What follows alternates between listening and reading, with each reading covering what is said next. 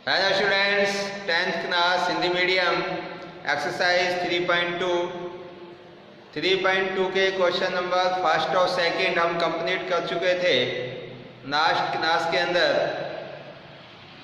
आज हम question number 3 start कर रहे हैं। देखिए क्वेश्चन नंबर 3 क्या है। अनुपातों A1/A2, B1/B2, C1/C2 की तुलना कर ज्ञात कीजिए कि निम्नलिखित समीकरणों के युग्म संगत हैं या असंगत हैं। तो आपको ये पता करना है इसमें कि दो समीकरण युग्म आपको दे रखे हैं और इनको देखकर आप पता करिए कि ये समीकरण युग्म संगत होंगे या असंगत होंगे। तो क्वेश्चन नंबर 3, ये हमारे पास में इक्वेशन है 3x + 2y = 5 और 2x - 3y = 7। ये दो समीकरण हैं। अब इन दोनों समीकरण युग्मों से हमें ये पता करना है कि ये समीकरण युग्म संगत होंगे या असंगत होंगे। तो सबसे पहले तो हमें ये पता होना चाहिए कि संगत असंगत होते क्या है। देखिए मैंने इसके जो इंट्रोडक्शन पार्ट था उसमें आपको समझाया था कि समीकरण युग्म संगत कब होते हैं, असंगत कब होते हैं। अगर हम इन दोनों समीकरणों का इसके व्यापक रूप से कंपैरिजन करें और कंपैरिजन करने पर उसमें 3 कंडीशंस बनती थी। कौन कौन सी कंडीशन? एक तो ये थी A1/A2 does not equal to B1/B2। एक ये थी A1/A2 equal to B1/B2 equal to C1/C2।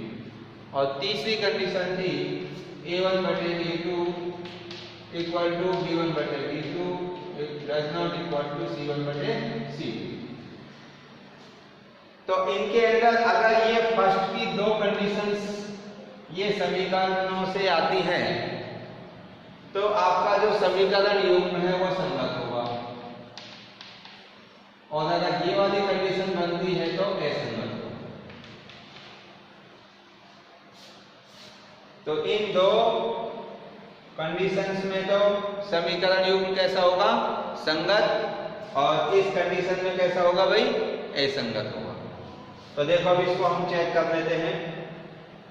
तो इन दोनों समीकरण युग्मों की जो इसका व्यापक रूप है उससे क्या करेंगे, हम तुलना करके देखेंगे। और अगर वो कंडीशंस A1/A2 B1/B2 दोनों बराबर नहीं आए तो संगत होंगे, और ये तीनों बराबर आ गए तो भी संगत होंगे, और शुरू के दो बराबर हो और ये तीसरा बराबर ना हो तो समीकरण युग्म क्या होंगे?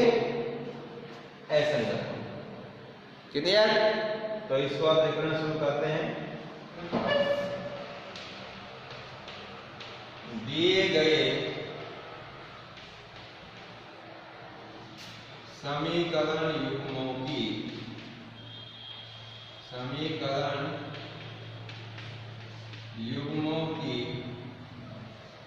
व्यापक रूप A1x + B1y + C1 = 0 और A2x + B2y + C2 = 0 से करने पर दिए गए समीकरण युग्मों की व्यापक रूप ये और ये से तुलना करने पर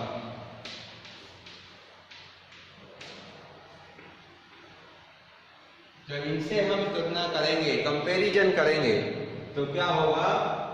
देखिए भाई A1 की वैल्यू कितनी होगी? A1 = 3, B1 = 2 and C1 = -5। क्योंकि यहाँ पे देखिए आपके जो ये कांस्टेंट टर्म है ये राइट हैंड साइड में, जब इसको इधर लेके आएंगे तो ये किसका हो जाएगा? माइनस का। और C1 की वैल्यू कितनी होगी? -5। इसी प्रकार से A2 = 2, B2 = -3 एंड C2 = -7। अब इनसे हम A1/A2 B1/B2 C1/C2 इनकी वैल्यू फाइंड आउट कर लेते हैं।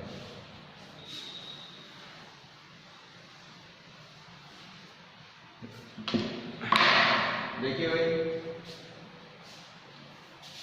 तो A1 नाउ A1 बटे A2, A1 कितना है 3 और A2 कितना है 2, तो 3 अपॉन B1 बटे B2, B1 है 2 और B2 है -3, B1 2 और B2 कितना है -3। तो यहाँ से हम देख रहे हैं कि ये वाले दोनों जो रेशियो हैं ये आपस में बराबर नहीं है। तो इससे क्या स्पष्ट हो रहा है कि समीकरण युग्म कैसे हैं, संगत है। स्पष्ट है कि A1 बटे A2 does not equal to B1 बटे B2।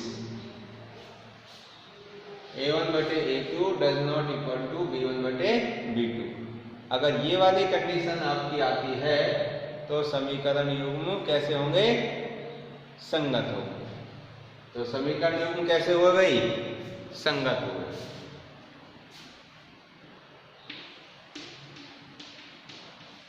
तो लिख दो पूरा समीकरण युग्म संगत है।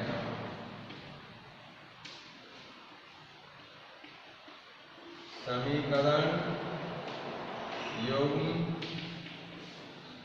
संगत है। अब देखिए सेकंड पार्ट इसका,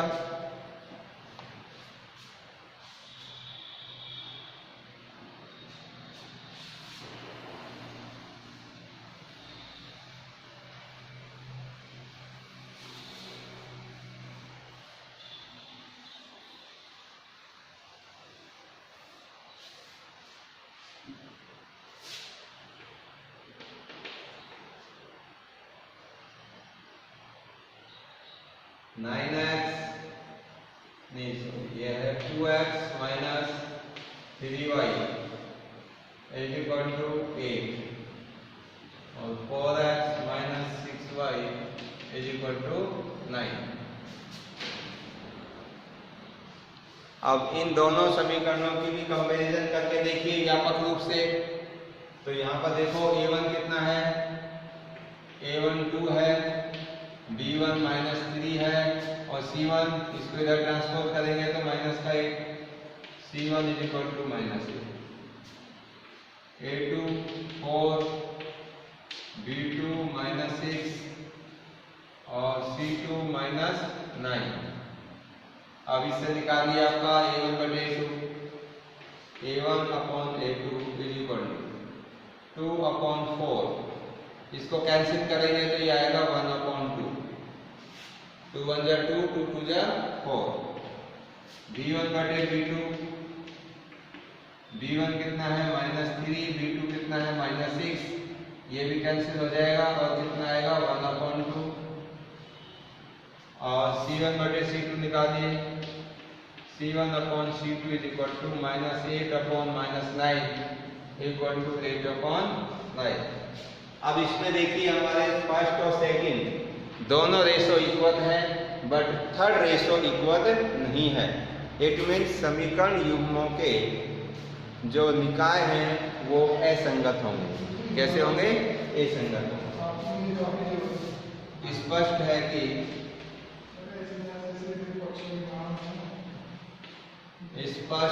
कि A1 बटे A2 is equal to B1 बटे B2 does not equal to C1 बटे C2। अतः समीकरण युग्म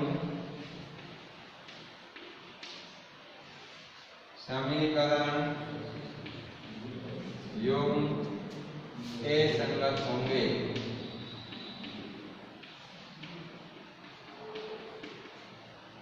तो ये आपका क्वेश्चन नंबर 3 था जो कंप्लीट हुआ। अब इसी प्रकार से आपका क्वेश्चन नंबर है 4 और इस 4 में भी आपसे यही पूछा है कि निम्नलिखित समीकरणों के युग्मों में से कौन से युग्म संगत या असंगत हैं। यदि संगत हैं तो ग्राफीय विधि से हल ज्ञात कीजिए। तो ऐसे ही आप देख लेंगे a1/a2, b1/b2 और c1/c2 की वैल्यू फाइंड आउट करेंगे।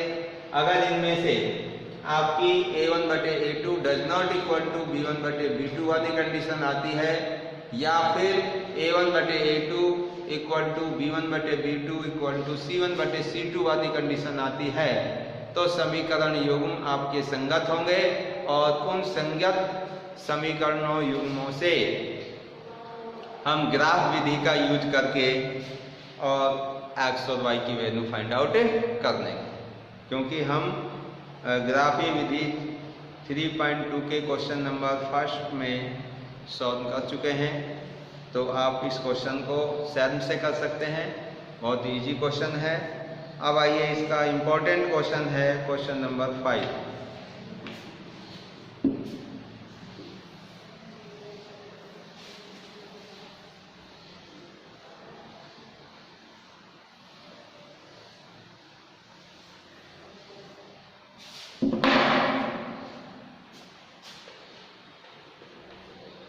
देखिए वही क्वेश्चन नंबर 5। एक आयताकार बाग जिसकी लंबाई चौड़ाई से 4 मीटर अधिक है का अर्ध परिमाप 36 मीटर है। बाग की विमाएं ज्ञात कीजिए। देखिए एक बाग है जो आयताकार शेप में है, जिसकी लंबाई है जो चौड़ाई से 4 मीटर अधिक है। इसका मतलब चौड़ाई कम है और उसकी लंबाई ज़्यादा है और उसका अर्ध परिमाप आपको दे रखा है 36 मीटर। बाग की विमाएं निकालनी है, मतलब उसकी लंबाई और चौड़ाई हमें पता करनी है कितनी होगी। देखिए जैसे ये क्वेश्चन नंबर आपका 5 है, ये आकृति है आयताकार। ये आयताकार शेप में कोई आपका बाग है। इसकी जो लंबाई है चौड़ाई से 4 मीटर अधिक है। इसका मतलब लंबाई किस पर निर्भर कर रही है? चौड़ाई पर। तो अगर मैं इसकी चौड़ाई को x मीटर मानता हूं तो लंबाई कितनी होगी? x + 4 होगी। क्लियर है भाई? तो अगर मैंने इसकी चौड़ाई को x माना तो इसकी जो लंबाई है वो कितनी होगी? x + 4। या ऐसे भी लिख सकते हैं कि माना कि इसकी चौड़ाई x है और लंबाई y है, लेकिन जो लंबाई y है वो कितनी होगी? x + 4 होगी। ठीक है, तो यहां पर लिखेंगे हम, माना आयताकार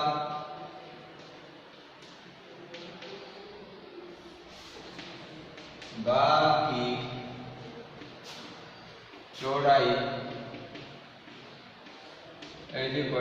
x मीटर है। कितनी है? x मीटर। तथा लंबाई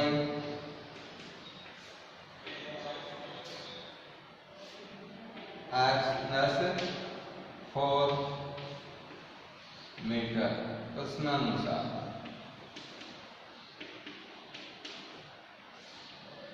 तो लंबाई कितनी है इसकी? x + 4 मीटर प्रश्न के अनुसार। क्योंकि इसकी चौड़ाई को x बताया है तो लंबाई इससे 4 मीटर अधिक x + 4 हो जाएगी। क्लियर है भाई? तो इसकी बाग की चौड़ाई को x मान लिया और लंबाई को x + 4 मीटर। अब देखिए इसका अर्ध परिमाप। परिमाप क्या होता है आयत का? आयत का परिमाप होता है उसकी चारों साइडों का योग।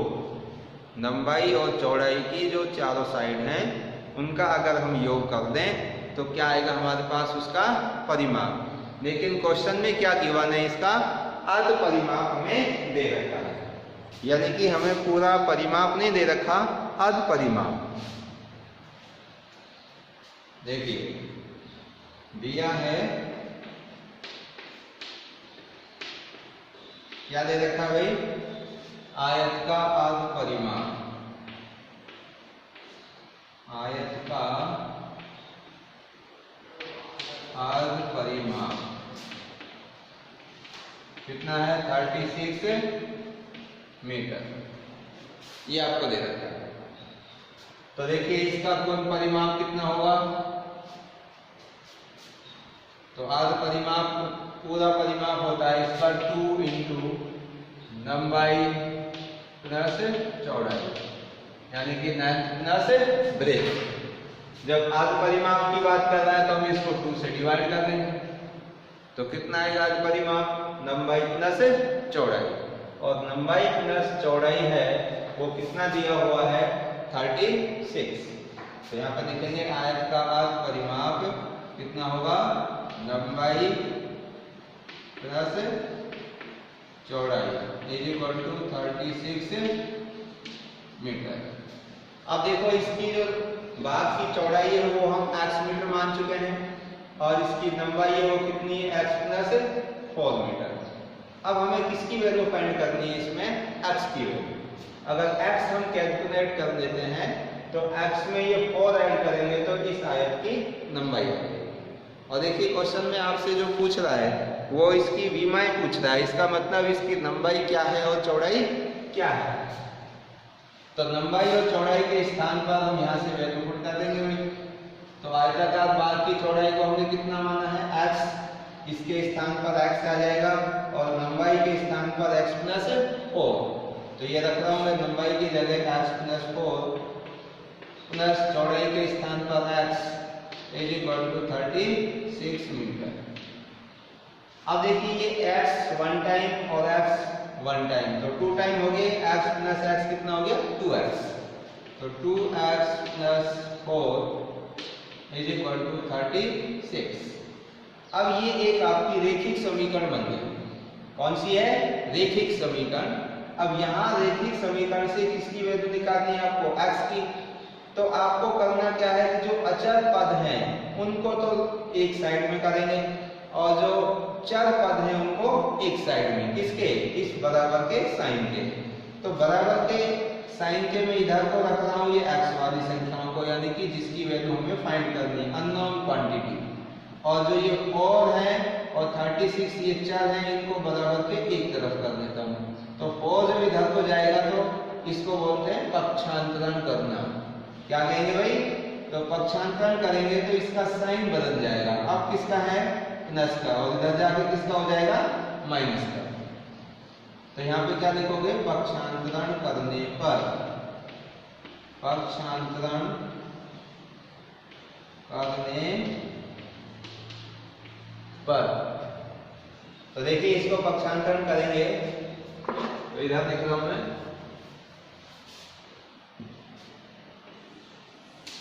तो 2x इक्वल टू 36 माइनस का 4, 2x is equal to 36 minus का 4, और 2x इज इक्वल टू 36 में से 4 माइनस करेंगे तो 32, और यहाँ से x की वैल्यू निकालने के लिए यहाँ से क्या हटना चाहिए हमारा? 2, और 2 को हटाने के लिए हम दोनों पक्षों में 2 से डिवाइड करेंगे। क्या करेंगे? 2 से भाग दे देंगे। जब इस पक्ष में 2 से भाग देंगे तो 2 कैंसिल हो जाएगा, और इस पक्ष में 2 से भाग देंगे तो ये 32 का हाफ 16। तो यहाँ से लिखेंगे x इज इक्वल टू 2 से डिवाइड करेंगे तो 32/2, और ये आ गया 16। तो x इज इक्वल टू आया 16 मीटर। अब x हमने किसको माना था भाई? इस बाग की चौड़ाई को। तो चौड़ाई इसकी 16 मीटर आ गई। अब बताइए इसकी लंबाई क्या होगी?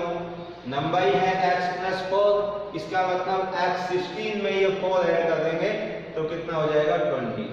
तो therefore the length of the rectangle path, तो हिंदी मीडियम में लिख रहा हूं मैं इसको,